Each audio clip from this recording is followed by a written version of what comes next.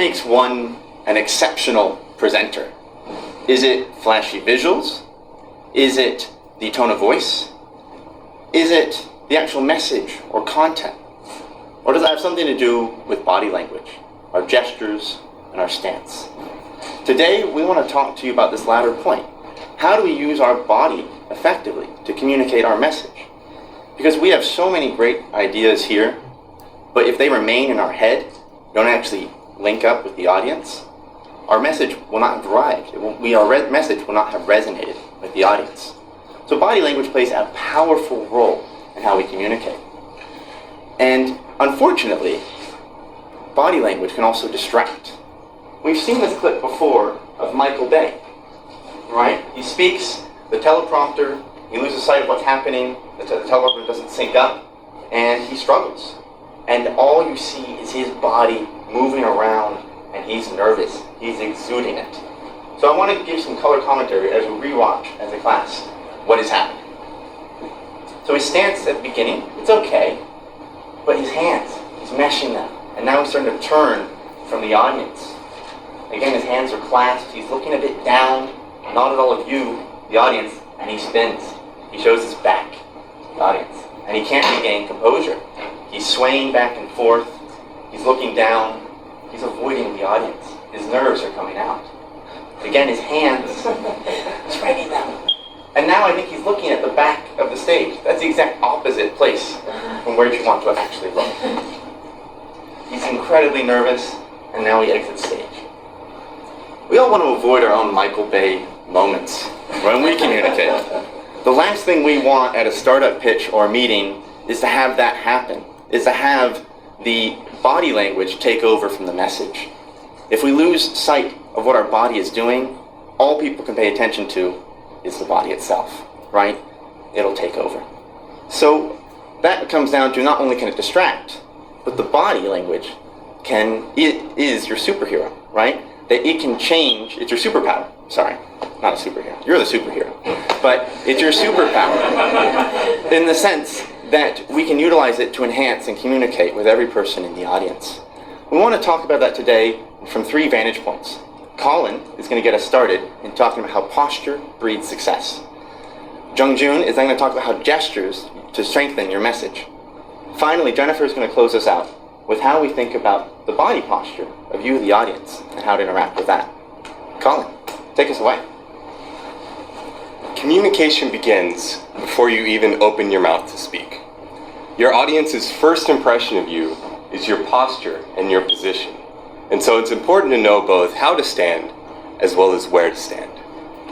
And perhaps it's fairly obvious, but you should stand facing the people you're talking to. Don't stand facing your visuals and turning your back to the audience. That's not what we want to do. We can't communicate that way. It's also important to know where you're standing in the room. A position of strength in this room is somewhere in this center box. As long as you're moving around in the center, you're doing pretty well. Where you don't want to be is off in the corner cowering, or especially in front of any distractions. And this room is pretty good. It doesn't have that many distractions, but there is a window. And outside this window, there are cars, there are buses, there are bikers. And when I was standing over there, probably about half of you could see in your peripheral vision outside the window. And if a car were to drive by, your instinct, your reaction, would be to look out the window, and that would break your concentration and our conversation. And we don't want that either. And now that you know where to stand, it's important to know how to stand. So we're going to demonstrate a few positions, a few bad positions, that we've seen from us and some of you guys, and even from the presentations earlier today, that you shouldn't do. And the first one is hands in your pockets. This comes off as nonchalant, your shoulders tend to roll forwards, and it's very difficult to convey a strong message from this position. The second one is hands on your hips. When your hands are on your hips, you tend to look overbearing and powerful. And the third one is the fig leaf. This is where you're protecting your family jewels with your hands. And while it also looks timid, It's especially bad when you decide to gesture from this position. I want to show you something.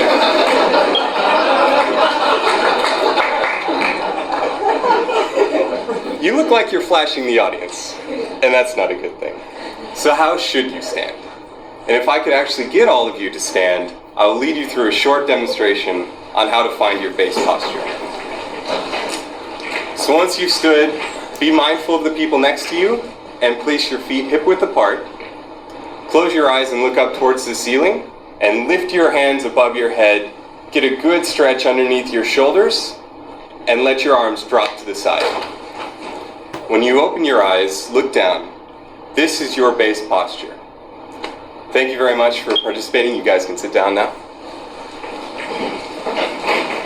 Now that you've found your base posture, this is where you should gesture from, and it's where you should return to when you're finished gesturing. It may not feel the most comfortable, but it looks the most comfortable to your audience. Remember that your posture and position are the audience's first impression of you. But now that you know how to stand still, it's time to learn how to move. Gestures are important because it helps you communicate better. For example, if you use gestures, the audience remembers twice as much. It also helps you, the future speakers too, because it helps your memory when you speak. Also, beside the transition, your hand and arm movement is the biggest movement that the audience can see. You can either use it wisely or waste it on random and distracting gestures. I'm going to show you 3 types of gestures: the give, the show, and the chop. Here's an example. This quarter at the GSB, I went to this communications class. It was so great. I mean, you could feel that your skills are improving. I think this was the best class I've ever taken. Let's rewind and see what happened. The give. This quarter at the GSB, I went to this communications class. So this gesture is used to give the audience the facts or the options. Remember to have your palms up, not down. We'll get to that in a minute. The show. I mean, you could feel that your skills are improving. This kind of gesture has the largest variety, and your imagination is the limit. Just remember that the gesture and the message has to match. For example, you can't say, "Profits are rising," with a gesture like this. So, congruency and creativity. The chop. I think this was the best class I've ever taken. So, this gesture is used to deliver strong opinion. You can either use it one hand, or you can use both hands. You can use both hands and do a larger chop, which will deliver a stronger message. So, next time when you do gestures, think about these 3 types and plan ahead. 3 types is the give, the show, and the chop. I bet everyone in the room is going to remember this. Gestures work. That's the message. Another subject is about having your palms up. So, I'll give you an example. People on the right, please rise and move to the left. I'll do it slightly different this time. People on the left, right, please rise and move to the left.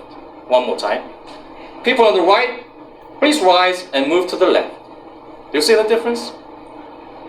Which one do you think would make more people move? The first one, yes. According to the study, if you have your palms up, 84% of the audience complies. If you have your palms down, 52%. If you have your fingers, 28%. Never use your fingers at your audience. It looks just arrogant, and only politicians use that. Clinton used it. "I did not have sexual relations with that woman."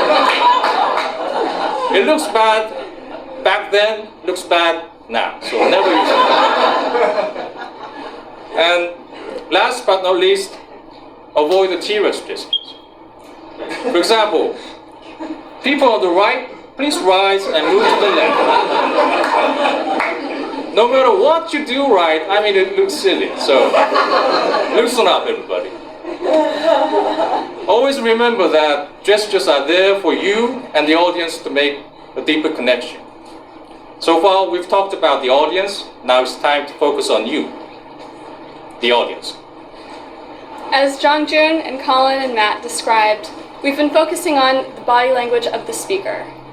But let's not forget, who's the real hero here? As we learned in our first week of class, it's not me, the speaker, it's you, the audience. But what happens when the audience doesn't realize that they are on this hero's journey? Have you ever seen an audience that looks like this? Have you ever been that audience? It's okay, we all have. Whether we're playing on our phones, falling asleep and nodding off, looking at the clock, and calculating, can we make an escape from this room? We've all done it. But the thing is, it's the speaker's responsibility to understand what's going on with their audience, and body language is a powerful way to assess that. As a speaker, we can be so focused on our own body language that we never even notice what the audience is doing. And it's important to change that. So I want to share 3 strategies for how you can engage with your audience better by developing more observational skills. So first of all, absolutely be using the gestures and body language tools that we've talked about today and over the course of the quarter. But the second thing is to notice. Of course, you're going to be looking for eye contact, but look beyond it. Look at how your audience members are sitting. Are they fidgeting? Are they moving? Are they leaning forward, looking engaged and taking notes? Or are they zoning out? If your body language, your eye contact, and your efforts at being compelling are not working, then you can go deeper. You can try to surprise the audience with a question or use some humor. Or you can disrupt the audience. As students, we hate being cold called, but we know it's effective, right? Jason, what's your favorite color? Okay, very good. You got that one. As we all know, it's the fastest way to re-engage with the conversation with the speaker, so don't be afraid to use it. It's so important to keep your audience on track, because they're the hero and it's their journey. Remember how Nancy Duarte told us that we are the Yoda to the Luke Skywalker, and our job as the speaker is to keep the hero on their journey. With that in mind, I think we've talked about 3 concepts that really remind each of us about how body language is your superpower. Use it, become that superpower, become that superhero, and we welcome any questions you have on how to stand strong, gesture effectively, and engage the audience. Thank you.